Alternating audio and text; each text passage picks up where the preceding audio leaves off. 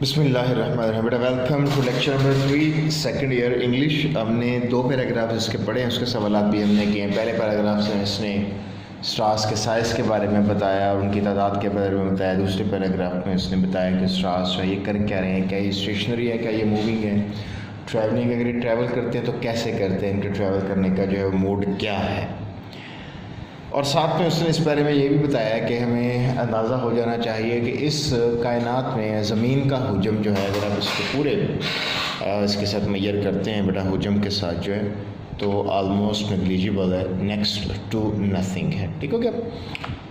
तो आगे अब आपको ये इस थर्ड पैराग्राफ में जो है ये आपको क्रिएशन ऑफ द अर्थ के बारे में अपना अंदाज़ा बताएगा, क्योंकि ये तो एक तयशुदा सी बात है कि जो जितने भी सैयारे हैं बेटा वो सेपरेट तो सूरज से ही हुए हैं, लेकिन वो सेपरेट क्यों हुए हैं तो इसके बारे में वो अपना अंदाज़ा जो है वो बयान करेगा। तो कहता है वही बिलीव, पहले ऊपर उसने कहा ना कि स्टार्स एक दूसरे के पास नहीं आते, स्टार्स के दरमियान इतना ही फासला होता है जैसे समझ लें कि एक खाली समंदर में बेटा एक जहाज़, तो वहाँ एक ही जहाज़ है तो दूसरा जहाज़ कभी भी उसके पास नहीं आ सकेगा। ठीक है। We believe, however, that some 2,000 million years ago, क्योंकि 2 अरब साल पहले जो this rare event took place होता है happened, रूनुमा होना, यानी स्टार्स एक दूसरे के पास नहीं आते ना, लेकिन कहता है कोई 2 अरब साल पहले जो है ऐसा हुआ कि स्टार्स जो एक दूसरे के पास आए।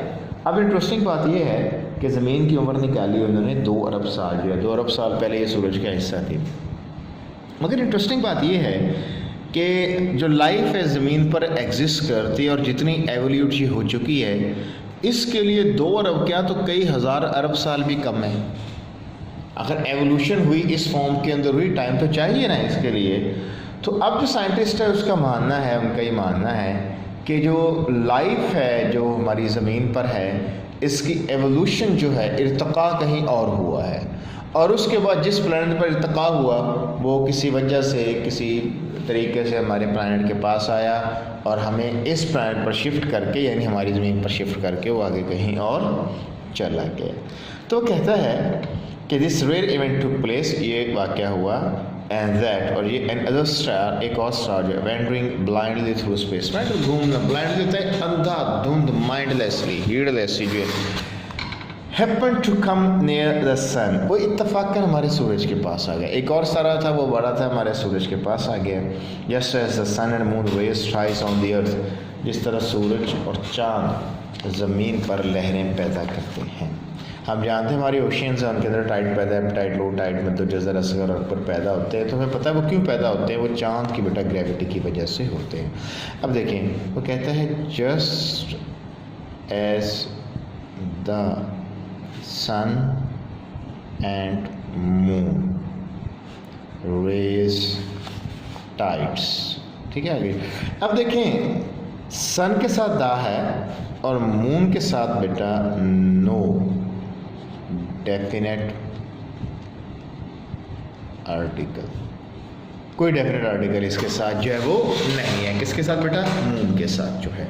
असल में होता ही है कि जब दो नाउन जो हैं और वो दोनों अलग-अलग एंटिटीज़ हों तो बेटा दोनों के लिए अलहदा डेफिनेट आर्टिकल आना चाहिए, वरना फिक्रा गलत हो जाता है। ठीक हो गया।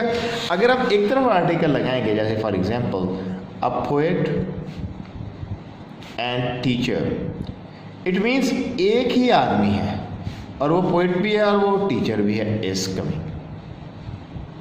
ठीक है। इसका क्या मतलब है कि सूरज और चाँद एक है? नहीं, सूरज और चाँद एक ही नहीं है बेटा, अलग है। याद रखिएगा जो भी चीज़ें नेचुरल पेयर्स में हो उनमें एक तरफ आर्टिकल आता है, एक तरफ आर्टिकल नहीं आता। जैसे द सन एंड मून, ठीक है, जैसे द स्काई एंड अर्थ, ठीक है, जैसे द फादर एंड मदर। ठीक होगा बेटा। तो इनमें एक तरफ आर्टिकल आएगा, एक तरफ आर्टिकल नहीं आएगा। So the second star must have raised tides on the surface of the sun. तो इस दूसरे सितारे ने हमारे सूरज के ऊपर बहुत बड़ी लहरें पैदा कर दी। फर्ज किया ये हमारा सूरज है, ठीक है, ये सन है। कहता है एक और स्टार जो इससे बहुत बड़ा था वो ऐसे इस समत को जाता हुआ ना इसके पास से गुजरा। जब इसके पास से गुजरा तो उसने ग्रेविटेशनल पुल एक्सर्ट की होगी। देखे ना, मस्ट हैव रेस्ड, ये देखिए पैदा कर दी होंगी, यानी कि ऐसा हुआ होगा, लेकिन बेटा उसे इसके बारे में यकीन नहीं है, ज़रूर पैदा कर दी होंगी। ठीक है, उसका अंदाज़ा है। यहाँ पे एक लहर जो है, बहुत बड़ी लहर जो है पैदा हो गई होगी जनाब। But they would be very different from the little tides which the small mass of moon raises in our ocean। देखिए हमारी ज़मीन है, ये हमारी फ़र्ज़ किया हमारी अर्थ है, ये हमारी अर्थ, इसके ऊपर समंदर है, यहाँ पे मून है। अब मून की जिसामत छोटी है, ये कितनी की ग्रेविटेशनल पुल एक्सर्ट करेगा बेटा इसके ऊपर। जो जैसे फ़र्ज़ किया ये हमारी ज़मीन है, ये चाँद है, तो चाँद कितनी छोटी सी लहर पैदा होगी, देख कह रहा है। But they would be very different, मगर ये लहरें बहुत, यानी कि ये जो लहर इधर प्रोड्यूस हुई है सूरज की सतह के ऊपर जो प्रोड्यूस हुई हैं वो बहुत मुख्तलिफ होंगी from the little tides with the small mass of the moon raises in our ocean. यानी कि जो हमारे समंदरों में पैदा होती हैं 8 मीटर, 10 मीटर, 15 मीटर, 20 मीटर, इससे ज़्यादा नहीं पैदा होती बेटा। तो वो कहता है लेकिन उसके ऊपर जो an immense tidal wave, immense ही उसको कहते हैं टाइडल वेव, जो है टाइडल होती है जो बेटा कशिश शकल की वजह से प्रोड्यूस हो। किसकी वजह से प्रोड्यूस हो बेटा? कशिश शकल की वजह से। An immense tidal wave must have travelled over the surface of the sun, इस सूरज के सतह के ऊपर फैल गई होगी एक बहुत बड़ी अमाउंट जो है। अब ये देखें बेटा, ये पेज नंबर 1 कर लेते हैं, ये पेज नंबर 2 देखिए। कुड हैव एक इस्तेमाल इनका, कर सकते थे मगर किया नहीं, ये इसका एक इस्तेमाल है। एक इस्तेमाल ऐसा हुआ होगा, अंदाज़ा किसके बारे में बेटा? माजी के बारे में। जैसे आप कहते हैं चोर ने यहाँ से छलांग लगाई होगी, Taseer could have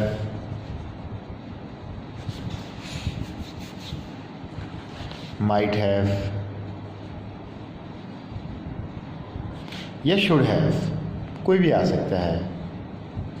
jumped from here, ये एक इस्तेमाल है इसका, could have, would have, should have का, कि बेटा हम माजी के बारे में, माजी में कोई इवेंट हुआ है, कोई इंसिडेंट हुआ है, हम उसके बारे में अंदाज़ा लगाते हैं। जैसे हम कहते हैं तुमने पोल खोला होगा, किसी से कहते हैं अपने दोस्त से you would have let the cat out of the bag, एक ईडियम है।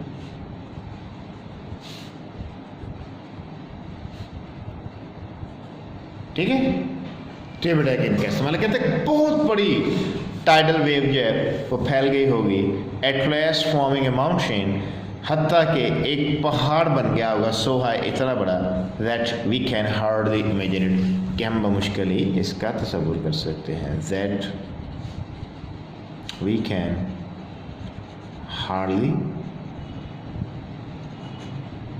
Imagine it, hardly बमुश्किल।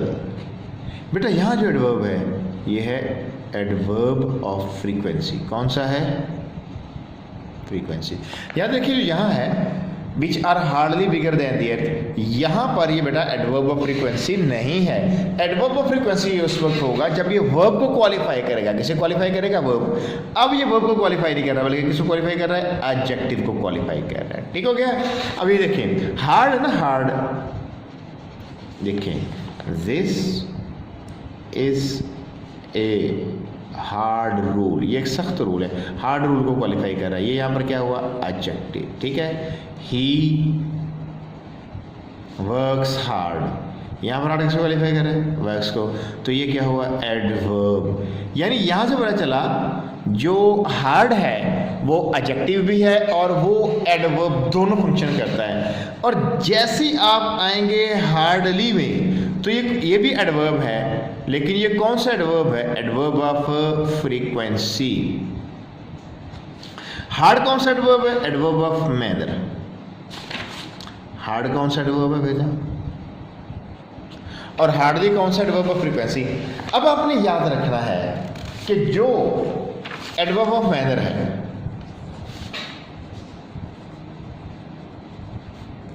Adverb of manner follows it's verb, ये अपने वर्ब के बाद आएगा। But adverb of frequency comes before its verb। In case अगर आपको कोई बात समझ में नहीं, वेरी सिंपल, अगर आप फिक्रे में हार्ड यूज करेंगे बेटा, हार्ड, तो आप यूज करेंगे वर्ब के बाद, और अगर आप फिक्रे में हार्डली यूज करेंगे तो आप यूज करेंगे बेटा वर्ब से पहले।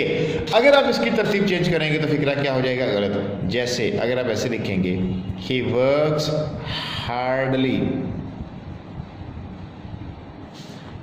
ऑन संडेज, गलत। तो ये कैसे ठीक होगा? ही हार्डली वर्क्स ऑन संडेज, अब ठीक है।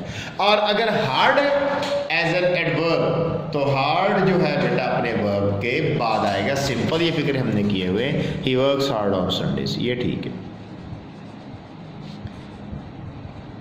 He works hard on Sundays, ठीक हो गया। और वजह क्या है कि हार्ड कौन सा एडवर्ब है बच्चों? मैनर का है। और हार्डली बेटा कौन सा एडवर्ब है? हार्डली जो एडवर्ब है वो है बेटा फ्रीक्वेंसी का। As the cause of disturbance came nearer and nearer, cause of disturbance, गड़बड़ की वजह। देखें ये जो सूरज है हमारा सर है, इसके ऊपर गड़बड़ हुई है, इसकी वजह क्या है? वो ये सेकंड स्टार है, काज ऑफ डिस्टर्बेंस। बेटा जब ये करीब आएगा तो बताएं इसकी ग्रेविटेशनल पुल बढ़ेगी या कम होगी? डेफिनेटली जब दो चीज़ें करीब आती हैं तो कशिश की जो कुव्वत है वो बढ़ जाती है। The mountain would rise higher and higher, यानी कि यहाँ जो पहाड़ बना था सूरज की सतह के ऊपर, ये बुलंद होता गया और बुलंद होता गया। And before the second star began to move away again, और इससे पहले कि दूसरा स्टार वापस जाता, इट्स टाइडल पुल, यानी इससे पहले कि ये आगे निकल जाता, इसकी जो टाइडल पुल थी, ग्रेविटेशनल पुल थी, हैड बिकम सो पावरफुल, वो इतनी ताकतवर हो गई that this mountain was thrown two pieces, कि ये पहाड़ फट गया and through of its small particles into space, और इसके छोटे छोटे टुकड़े इसने खला में फेंक दिए। This particles have been going round the sun ever since, ये टुकड़े जो हैं ये तब से सूरज के इर्द गिर्द घूम रहे हैं। दे आर द प्लैनेट्स, बेटा ये हमारे सैयारे हैं, ग्रेट और स्मॉल, कुछ छोटे हैं कुछ बड़े हैं, of which our earth is one, जिनमें से हमारी ज़मीन भी एक है। ठीक हो गया बेटा? ये अब थर्ड पैराग्राफ है। थर्ड पैराग्राफ में इसने हमें बताने की कोशिश की है कि हमारी ज़मीन कैसे बनी, या सियारे कैसे बने, या हमारा प्लानिटरी सिस्टम कैसे बना। ठीक हो गया? अब ये सही है गलत, मैंने आपको स्टार्ट में बताया था, ये बेटा स्पेकुलेशन है जो कि गलत साबित हो चुकी है। वो इस वजह से कि अगर इससे सूरज के टुकड़े पैदा हुए तो वो खला से बाहर रुक क्यों गए, आगे क्यों नहीं बढ़ते गए बेटा? खला के अंदर कौन सी कुव्वत थी जिसने इनको रोका? सोचने की बात है ना। हमारा जब सैटेलाइट जो है जब वो मदार के अंदर पहुंचता है तो इसके साथ जो रॉकेट्स लगे होते हैं वो इसको छोड़ देते हैं, वो लीव कर देते हैं, वरना तो वो फॉरएवर उसी समुद्र में जाते जाए। इसी वजह से उसका ये स्पेकुलेशन जो है ये गलत साबित हो चुका है। असल में जो बिग बैंग थ्योरी है वो इसको ज़्यादा बेहतर एक्सप्लेन करती है। वो बिग बैंग थ्योरी ये है कि गैलेक्सी जब फटी हमारी, तो जब सूरज उसमें से निकला हमारा, तो उसी वक्त इसके ये छोटे छोटे टुकड़े भी सूरज से लैदा हो गए साथ में। जैसे हम पानी में ज़ोर से हाथ मारे ना तो पानी में ड्रॉप सेपरेट होते हैं, तो बहुत से बड़े ड्रॉप्स के साथ बेटा छोटे ड्रॉप्स भी लगे होते हैं, आपने गौर किया होगा। तो ऐसे हमारा सूरज जा रहा है और उसके साथ ये सैयारे जो है ना वो छोटे छोटे ड्रॉप्स की शक्ल में इसके साथ जो है जिस समुद्र में सूरज जा रहा है उस समुद्र में जा रहे हैं। ये सूरज के साथ साथ जा भी रहे हैं और साथ साथ बेटा ये सूरज की ग्रेविटेशनल पुल की वजह से इन्होंने सूरज के इर्द गिर्द घूमना भी शुरू कर दिया है। इसे प्लानिटरी सिस्टम कहते हैं। What is a planetary system? A planetary system is a collection of planets and its respective star and these planets revolve around their star जो है इन एन एंडलेस मोशन। वो एक एंडलेस मोशन में इसके इर्द गिर्द बेटा घूमते रहते हैं। ठीक है, ये बेटा हमारा लेक्चर नंबर 3 जो है कंप्लीट हो गया। अब जरा इसका सिनोनिम देख लेते हैं। सबसे पहले हाउ एवर बहरहाल को कहते हैं, नेवरदलेस, नॉनदलेस। रेयर बहुत कम को कहते हैं, ऑलमोस्ट सिंगल। वेंडर घूमना, रोम, बेटा हमने पहले भी बताया था इसका सिनोनिम ट्रैवल नहीं आएगा। ब्लाइंडली अंधाधुंध, माइंडलेसली, हीडलेसली बेटा। मैस हुजम को कहते हैं, bulk, volume, size. At last, eventually, finally. Hardly बेटा ये बड़ा कई दफ़ा, बेयरली, स्केर्सली। इमेजिन बेटा तसव्वुर करना, सपोज, थिंक, ठीक है बेटा। ओके बेटा, अल्लाह हाफ़िज़।